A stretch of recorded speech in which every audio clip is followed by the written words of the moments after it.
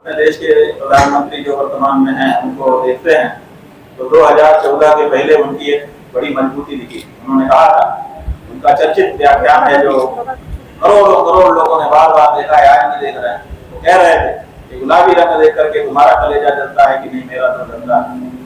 जब supreme court ने कह दिया है कि पूरे देश में गौ हत्या बंदी करो, तो मनमोहन सिंह क्यों नहीं कर रहे हैं, इतने कमजोर क्यों हैं?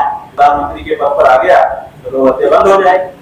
लेकिन देखते देखते 1 साल गया, 2 साल गया, 1 टर्म गया, 2 टर्म गया, तीसरे टर्म की बारी आ गई। तीसरे टर्म में अमित शाह जी, उनके जो खास हैं, वो आपके बिहार की सीतामढ़ी में आए और उन्होंने कहा कि नरेंद्र भाई को तीसरी बार आप प्रधानमंत्री बना दीजिए, हम गौ हत्यारों को उल्टा लटका करके सीधा कर देंगे।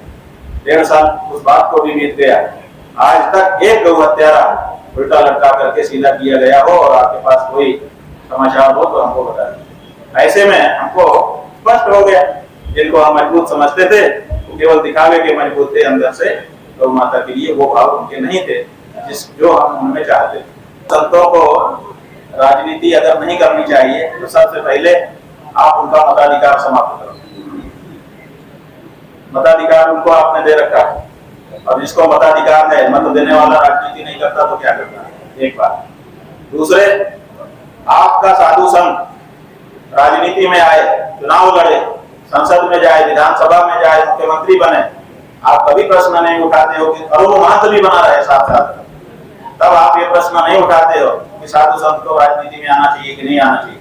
और एक शंकराचार्य जब अपनी धार्मिक जनता को धार्मिक मार्गदर्शन देने के लिए यात्रा करे, स्वयं चुनाव नहीं लड़ूंगा, किसी पार्टी को भी सपोर्ट नहीं करूंगा, जो लोग वोट देना चाहते हैं उनके लिए केवल व्यवस्था कर रहा हूं ताकि वो वोट दे सकें। अगर कोई पार्टी इस बीच में आकर के कहती है कि नहीं हम करेंगे गौ माता की रक्षा, तो अलग से खड़ा करने की जरूरत नहीं है। इतना साफ जब अपने मुद्दे को कोई आचार्य धर्म का कह रहा हो तो आप उसके सामने प्रश्न पूछते हो कि साधु संतों को राजनीति में आना चाहिए कि नहीं आना चाहिए। एक बात। तीसरे, आपके बिहार के एक व्यक्ति ने जिस दिन हम आए उसी दिन वक्तव्य दिया कि गाय को राजनीति का मुद्दा नहीं बनाना चाहिए।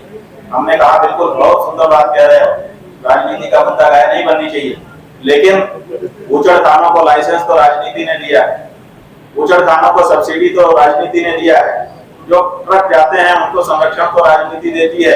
राजनीति करने वाले ये बंद कर दें तो राजनीति का विषय गाय नहीं रहेगी, लेकिन आप ये करते रहोगे। और दूसरा, अगर गाय के लिए राजनीति में आकर के खड़ा हो और कुछ बात कहे तो आप कहते हो कि गाय को राजनीति का विषय नहीं बनाना चाहिए। आगे जब राजनीति हमारी गाय को काट रही है तो उसको काटने के लिए राजनीति के सिवाय और कौन सा तरीका है? लोहा ही लोहे को काट सकता है, सोने से लोहा नहीं कटता है। इसलिए राजनीति अगर हमको क्षति पहुंचा रही है तो राजनीति से ही उसको काटा जा सकता है। इसलिए नीति का अनुसरण करते हुए कंटके नहीं वकंटकम, कांटे से ही कांटा निकलता है। इसलिए राजनीति से ही उस राजनीति को हम ध्वस्त करना चाहेंगे जो राजनीति हमारी गौ माता को काट काट करके गोटी गोटी करके बेचने को गौरव समझती है कि हम गौ माता की रक्षा करेंगे, तो आखिर हम वोट किसको देंगे? तो किसी न किसी को तो देना पड़ेगा, तो वो वोट दे सकें इसके लिए कोई तो प्रत्याशी गाय का होना चाहिए। तो इसीलिए हमको खड़ा करना मजबूरी है। इसी चुनाव से सर, इसी चुनाव से सभी हर विधानसभा में एक व्यक्ति गाय के लिए खड़ा रहेगा, जिसको गौ संकल्पित मतदाता अपना वोट दे सकेंगे। और बाद में वो वोट गिना जाएगा पूरे बिहार का कि कितने लोगों ने गौ माता के समर्थन में मतदान किया है।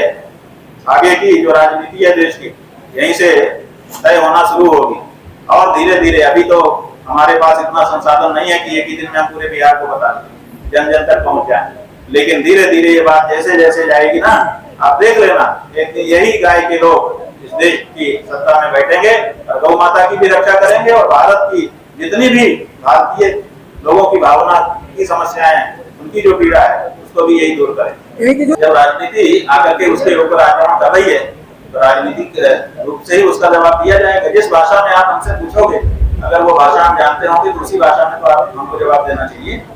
तब जब राजनीति हमारी गाय के गले पे छुरी रख रही है तो उस हाथ पर छुरी हम दूसरे कौन से तरीके से रख सकते हैं? आप बताओ, राजनीति ही है वो छुरी।